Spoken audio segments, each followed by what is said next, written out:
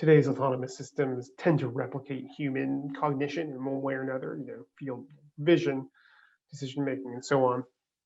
GPR has done is said, actually, we need to tap into a new layer of data that isn't available to the human if we expect to get anywhere close to human levels of performance, let alone exceed them, by a wide margin.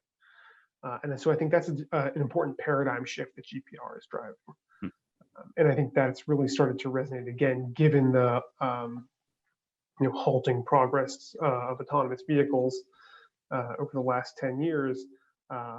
That's an argument that I think is really resonating both with automakers and AV companies, which is that how can we pull in new sources of data that can give us an advantage in terms of safety and performance? Yeah, good. So why in your mind is that so important? So I think from the one perspective, and I think that the case that certain companies have made is, humans can drive with a certain data set. Theoretically, we should be able to drive with that same data set. My intuition is that just we're not able to match the same level of processing and decision making, at least as of now. So despite the fact that we might be exposing a autonomous vehicle to the same level of data that the driver has, we're not able to utilize that data as well. So that's where it makes sense. If you can increase the data sets, then you can converge on a solution that does the same thing that the human driver does.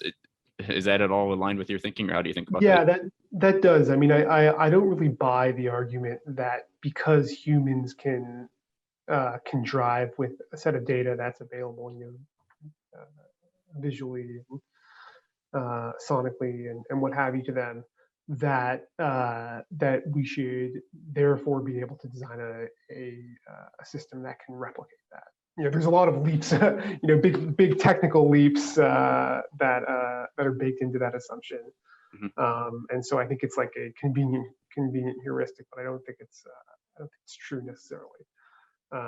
And so for me, it's really about, okay, if we want to launch these products that are going to save millions of lives over time as quickly as possible, let's really think about what are the different sources of data that we can pull in that are going to be able to deliver insights that can kind of get us there, and not simply think in terms of, okay, if I'm trying to replicate how a human would do this, how would I do that with a machine?